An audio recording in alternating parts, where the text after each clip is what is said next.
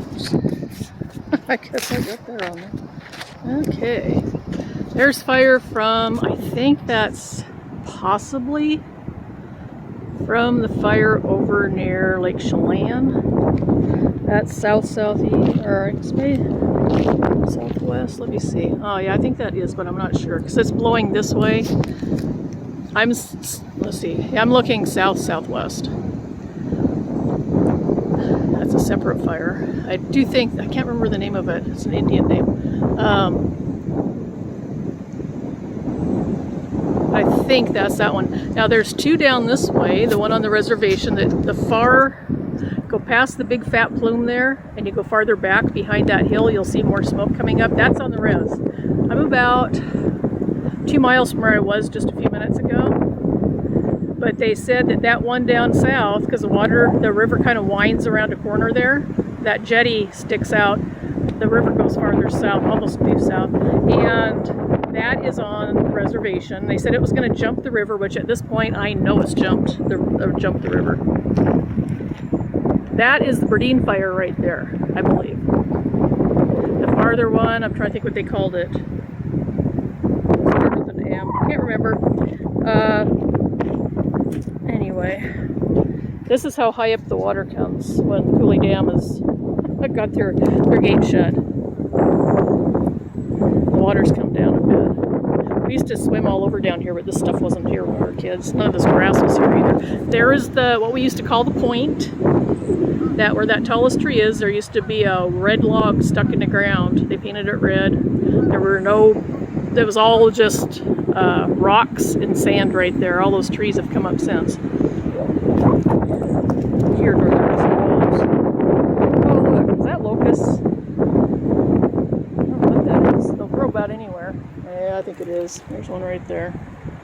They'll grow anywhere. I wouldn't mind them if they have thorns. That thing doesn't have thorns. I don't know what that is. Might be a honey locust. Anyway, yes. That hill right there is the one I showed before. There's a new house up there on the top left. But there is a fire on the back side of that. And I think the major part of that is right there, straight ahead. And that stuff there with the wide plume may be something new. The wind's been blowing.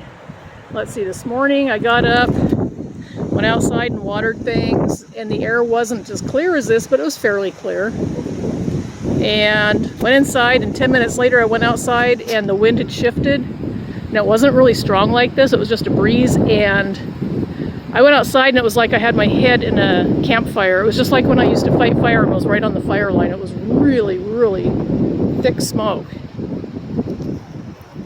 But I'd say, yeah, this is going to be pushing a lot of fires ahead. So that is Mingo Mountain, part of Mingo Mountain. Hang on, let me see here.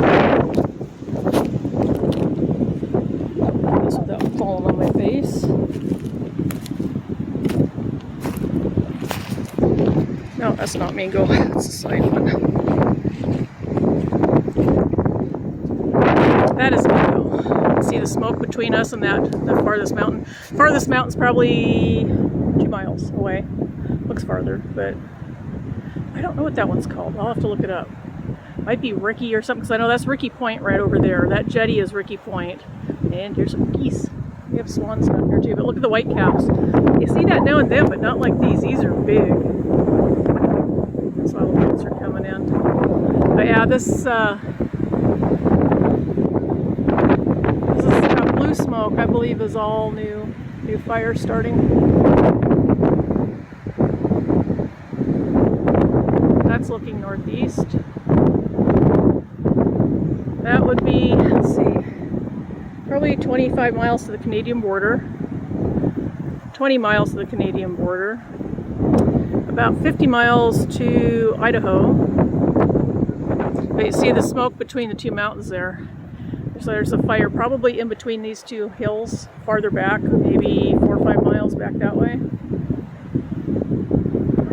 You can't fight fire in this, and they can't run the planes in this kind of wind, helicopters, because it's very dangerous anyway. But let's see, yeah, see that one there. I don't think that's the one on the Colville.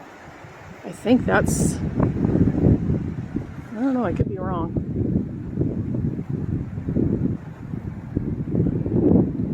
That's weird. You see that cloud up there? Is it cloud or smoke puff? Very strange. Anyway, yeah, we got fires everywhere. And that one there's really taken off. I hate that because there's a lot of houses. Reservation is scattered. A lot of homes like a mile or two away from each other, so there's a lot of them, but they're just kind of spaced. And then you've got the town of Welpinit, and Inchalim, I think that's on the other side of the river, that's on the west side of the river. That was, I think they got evacuated yesterday. But yeah, they're not going to get this out anytime soon, I don't think. Now it's starting to move towards me. See how that dark cloud is moving? Look at how much it's moved just since I've been talking. It doesn't look like it's that close, but this stuff right here, I don't know if you can see my finger. Where is it? I don't know where my lens is at and the sun's in my eyes. Okay. Right there. That is probably 2.5 miles away from me. But yeah, the wind has now shifted and it's coming straight at me. And it must have been shifted for some time because and so that's going to start throwing sparks over this way. And see the, down here, right here, I need to clean my fingernails, I was just cleaning the house so my hands are dirty. That's billowing up, that's starting, oh boy. That's not good. I imagine there's a lot of evacuation notices going on. I wish I could sit down. I might come down here tonight and take more pictures. You might be able to see. I don't know, maybe this afternoon. I'm packed up most of my stuff. There's a few things I've got to get together, but I've only got room because I've only got my car. My pickup, I need to change the battery and I don't have the strength to pull it out. So I can't use my pickup to load stuff into and put the trailer on it. So I'm stuck with my car, which is fairly small. Where is it? Yeah, right there. There's my car. This is the old town site, part of the old town site that got moved when they put Foley Dam in. Oh, I hear a helicopter or something. That's shocking. Something, I hear something big. Might be a plane. But they do belly dumps out of the water here. The river's really wide, right straight ahead. It's really wide right there. And they'll scoop water and dump it, but I don't think they're flying right now. I don't think they can. But anyway, I'm in the be ready to evacuate zone. It might have upgraded since then. Holy cow. I just noticed there's a bunch of roads over on that hillside. And then there's a cemetery at the top of this little hill right here. There's a cemetery there, up on the top. It's really, the old town had their cemetery where great grandma's buried. Okay, I guess probably done as much damage here as I can see how. I don't like turning it because you guys have to turn your head to see, but you can kind of see how it is. So you can yell at me. Yell at me all you want. So anyway, yeah, it's billowing pretty bad down there. Hitting new grounds. I hate seeing that. You know, the animals can't get out of the way, and there's so many horrible videos of burned and injured animals that come out of these fires. People. Oh, it's just terrible. And this is the 1st of August. This day traditionally has no rain. August is our dry month. I think it's been over 40 years since we got rain on August 1st. But this is our dry month, so our fire season just starts now. And they said, what was it, last week? The stats were that in 2 weeks, the fires in Washington State were 10 years worth of fires, just in 2 weeks. So it's pretty dry, and this wind it's been really windy, and that's part of the reason everything's so dried out. So, oh yeah, she's going overhead. That's where the wind's coming from, directly. I don't smell any smoke yet, but I will. So what's happening is the heat blows that up. The wind's coming at me. The heat blows that up, and then the cold air will rush towards the fire. It will zoom out that way to under the heat to feed the oxygen into the fire, and it makes like a big circular weather zone. And it also carries all those embers with it. But I'm going to be probably, oh yeah, that one's getting bigger too. See how we're on the outer edge of that one.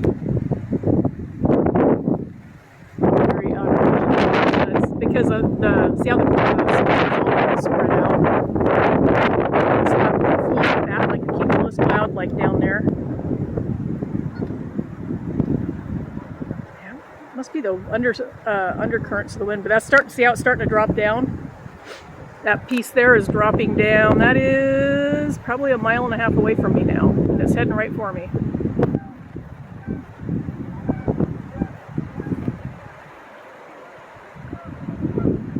And I'm at they call it Lake Roosevelt, but locals call it Old Kettle because it's the old town site of Kettle Falls. There are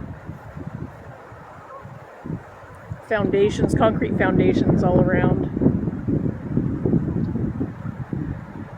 Yeah, that's it doesn't look close, but it's very, very close right now. And the wind's shifting a little bit. It's trying to blow from the south, but it's mainly coming from over there. From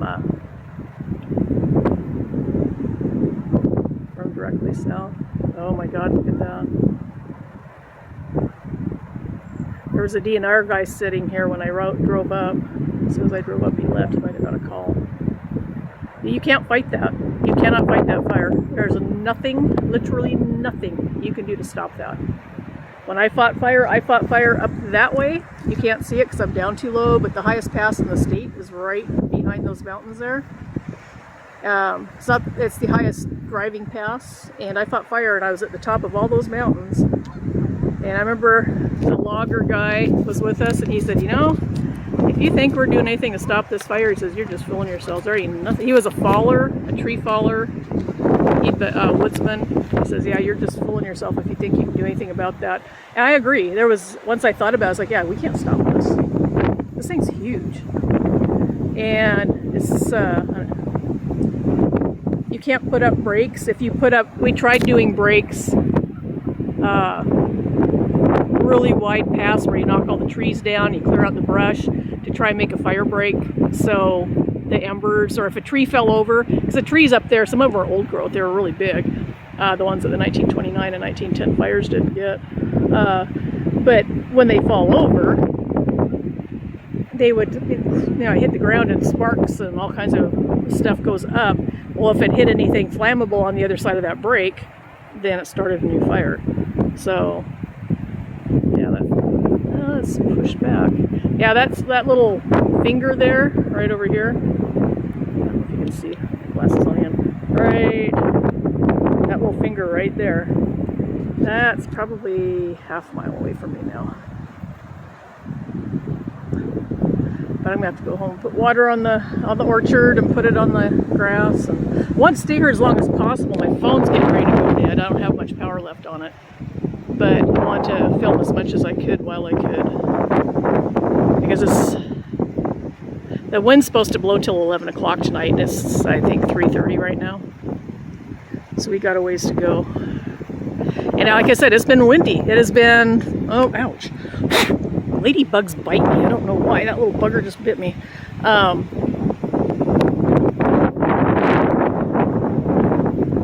The wind will blow, on an average, it'll blow pretty hard without this storm front coming in. And it can be 15 miles an hour, 10, 15. It doesn't sound like much, but when there's a fire involved, it's pretty fast wind.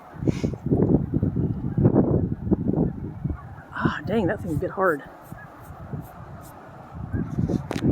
That one there, yeah, it's still coming towards us. So we got winds blowing to the northeast, northeast. That one's moving towards us a little bit. That's definitely coming up from the south. It's weird because the weather report I saw yesterday, it showed the wind going due east. I was thinking that wasn't necessarily good. It was for the short term to have that wind like that, but sorry, I had some in my shoe. Because if it blew east, it would spread the fire line east, but then our usual prevailing winds are from the southwest, which means this is all going to come north anyway. So it's taking long enough to get here from that little finger I was showing you. It's almost overhead now, but it's taking quite a while. So that tells me the upper winds are not as strong as they are down here. It is heading a little bit northeast. Yeah. Oh, poor geese out there. As long as they stay down in the water, they'll be all right. Okay, now I see fire spreading. I don't know if you can see it, but farther down there on that farthest hill, way down, where's my finger? All right, there. There's new fire. There's new plumes coming up. They're spreading. See that? I don't know if you can see it. It's spreading to the right, so that fire's really billowing up. And this will start a bunch of new fires. They'll have little spot fires all over the place.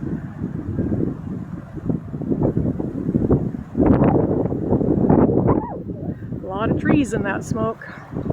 And they whine about climate change and the pollution and all that. One forest fire puts out more pollution, I think, than the whole United States in 200 years. It's ridiculous. Ridiculous.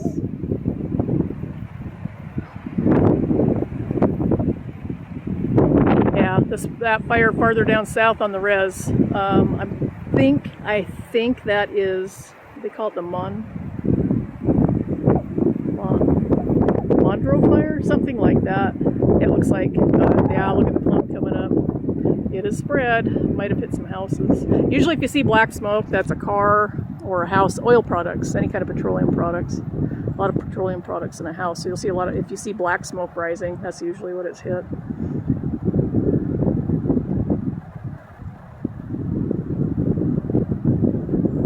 Most definitely that one's moving now. It's coming towards us. It's probably moved at least twice as far close to us as it was before.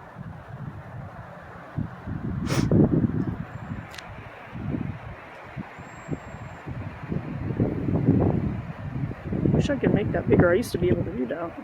Let's see if I can do it. It says Zoom not supported for this media. Of course not. Okay.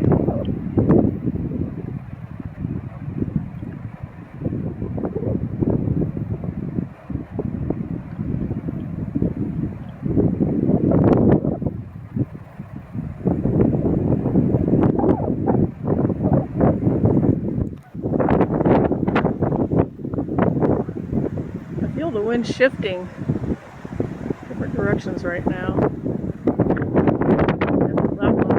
That gust was from the south. Just barely smelling smoke though.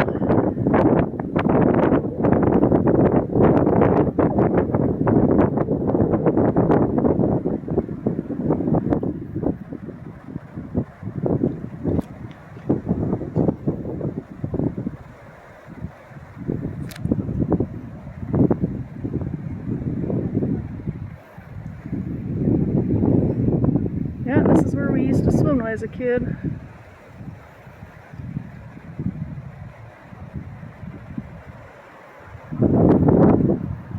There wasn't all these weeds in the ground there because it was all open. It was all sandy here.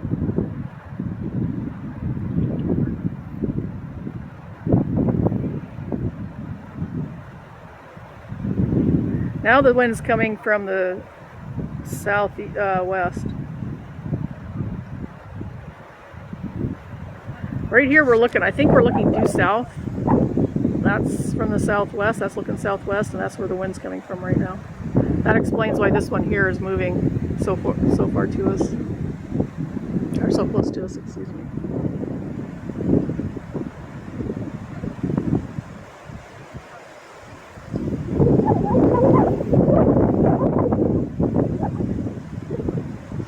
Yeah, the farthest south fire is blazing. It's just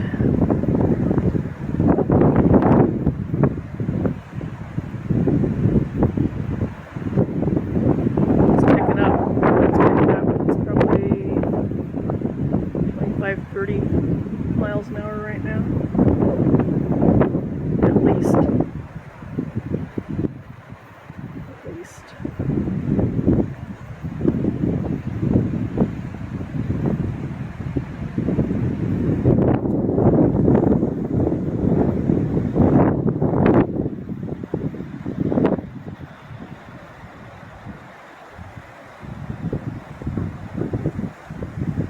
Okay, well I'm gonna stop, go home and start watering.